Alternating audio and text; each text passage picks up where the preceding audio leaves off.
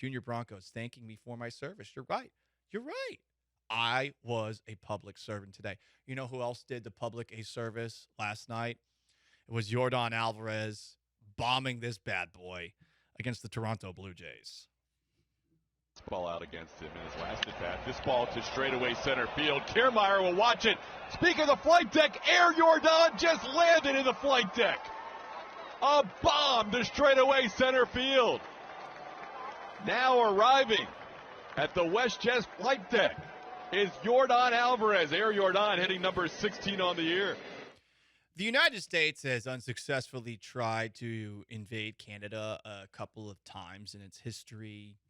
The War of 1812, the most recent example of that, and a little bit before, there was a expedition by the Continental Army in like 1777 that was done. It failed miserably. I gotta say, there's nothing quite like taking it to them. And you guys haven't experienced Blue Jay fans in mass the way I have while I was in Seattle for 2 years. They're the worst. Canadians are low-key terrible. And I say this as somebody who is part French-Canadian by blood. The people of Quebec are different. They're French. They get hated on because they're French. But I would say that the people of Canada are among the most passive-aggressive yet judgmental hypocrites that you'll see. Constantly talking trash about the United States. Oh, it's racist. Oh, it's guns. Oh, you don't even have free health care. You live in a country of 13 people where everyone is just as white as the other person, okay? Let's stop trying to judge the current events of countries that actually matter, Canada. So I like to see the Astros, when they go north of the border, just deliver absolute destruction. 6 runs in the first inning. That fatty boom batty, Alex Manoah, is the pitch clock making him breathe too hard or something like that? Because he has been absolute doo-doo this year. Wasn't he more of a Cy Young Award finalist than Framber Valdez last year? He was third and Valdez was fourth? I remember hearing about him for the first time when he was in the All-Star game one year, and he was talking smack while mic'd up with John Smoltz and I guess it would have been Joe Buck at the time. Maybe it was Joe Davis. That Dodger sounds Joe right. Davis. Dodger Joe Davis. Yeah. But yeah, I remember, and I was like, oh wow, he has some personality. He's an all-star, so he's probably pretty good. And basically every time since then, I've only heard about him getting shelled and then run off in the second inning. I mean, this is very difficult if you're Toronto. I don't know what you do here, but I mean, his ERA going into the game was in the mid-5s, and now it's over 6 because he only got 1 out, including allowing the grand slam by Corey Julks. But it was a good night, and the Astros, I know they're not going to do it, and perhaps this is me not giving Dusty Baker enough credit, but, I mean, it's Yainer Diaz time. Holy crap. The last 2 games, the guy has been on fire. I mean, what are we talking about here with Diaz? 6 for 9, 3 doubles, and 2 homer in a home run in the last 2.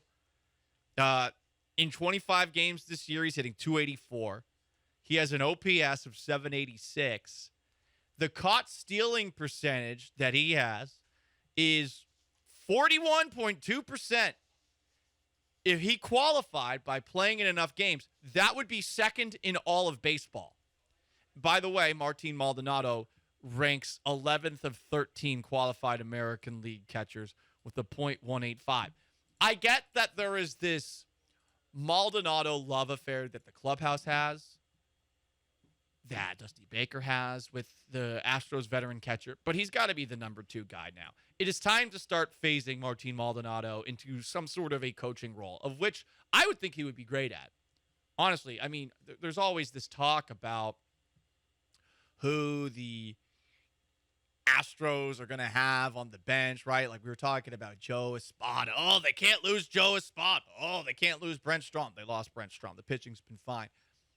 I feel like Maldonado is one of those people that would be a great heir in waiting to be Astros manager. I don't know how many people have thought about that, but speaks both languages, clearly is loved by everyone in there, knows how the team works.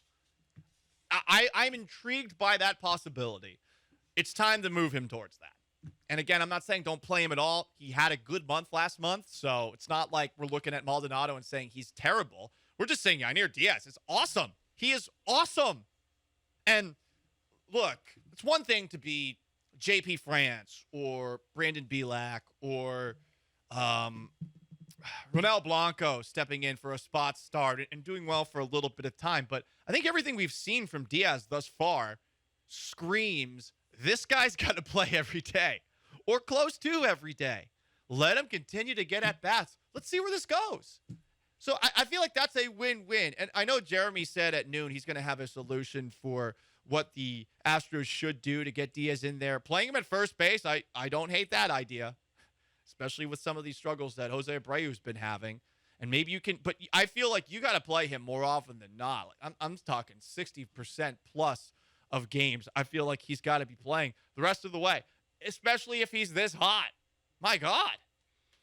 Yeah, I mean, at this point, his bat is something that Dusty should be prioritizing putting in the lineup. Even if he's still, in the short term, I'm saying, wants to keep Martin Maldonado back there behind catcher, yeah. Does Jose Abreu need a day off? Maybe Jose Abreu just needs a day to DH, and we can have Yainer play the field. That works. Maybe Jordan wants to DH. We can put him in left field. Like, just find ways to get this guy on the field because, like you said, he's been knocking the cover off the ball. Right. It would be one thing if it's a home run and a couple of singles. He's got 4 extra base hits in his last 2 games. And we talk so much about, like, being in rhythm as a hitter and, like, not – because that was the criticism last year with Dusty. Guys would have great games, and then they would be out of the lineup the next day, and then they would have a great game. New guy would be out of the lineup the next day. Yainer being able to do this while kind of – I don't want to say being jerked around, but not having a consistent spot, not having a spot every day on the team, that just speaks to, like, how good he's hitting the ball right now. I don't think that's unfair to say at this point. Jerked around, Sean. I actually do think it's jerked around. Okay. And I get that Dusty Baker has a lot of respect for the veteran players in this clubhouse. Like, I get all of that. And it's you gotta manage egos too. Maldonado does not strike me as the kind of guy who is going to be butthurt about being put on the pine. He just doesn't strike me like that. There are other players where, sure. But, I mean, he dealt with this a little bit last year with Christian Vazquez. And, again, he still played way more than Vazquez. But when you got a young guy with this kind of potential, and we're talking about a guy playing catcher that's got this kind of hitting ability, again, maybe this is a small sample size, but he's killing the ball right now. And I don't know. Maybe the Astros have stumbled into, once again, just a completely ridiculous find, which I'm hoping. It's incredible. This just keeps happening over and over again. Because Corey Lee was the top catcher prospect for a while, and you notice he still plays for the Sugar Land Space Cowboys. Right. Look, we'll see where this goes. Loved what I saw last night, and but the Astros ran these bleeping Canadian bastards off the field. I love it, and not the team itself, because obviously George Springer's there, and we like George Springer. More from the perspective of I just cannot stand Blue Jay fans or any Canadian fans. These jackasses wear red jerseys at least multiple times a year. And it's like they're the Canadian national team. You're the Blue Jays. There's no red in your bleeping color. Blue Jays aren't red. There's no red. There's no red there. Like, ever. Unless it's been attacked by a cat and mauled to death, which they should, because Blue Jays are kind of, they're pretty birds, but yeah. I remember getting literally a front row seat to this, to Paul's disdain for the Canadians when we went to the Rockets game together. And it was against the Raptors. And the entire time he kept saying, well, it was flap-headed. These flap-headed, beady-eyed syrup chuggers. And I remember being like, flap-headed sounds a little racist. You're like, it's from South Park. I'm like, South Park. I guess that makes it better. I mean, the funny thing is, like, Canadians are as similar to us as possible, except for they probably think that Prince Harry and Meghan Markle aren't the worst. Mm-hmm. Oh, but he's not Prince. He's just Harry, right? Is that how it works? Who knows? I've abdicated the Duke of Worthinghamshire. He wasn't going to be king anyway, so abdicating it to start a podcast My means very father, little to me. King Sausage Fingers, first of his name. He's not going to die anytime soon because he's been drinking the blood of infant babies. Which one's the one that... Oh, wait, hang on. No, Philip? Charles is the one that hung out with Epstein. Yeah, it was Andrew, right? Andrew, yeah. Yeah, buddies. They're best buddies. The worst is Andrew was like, yeah, like, we were friends. Cool, dude.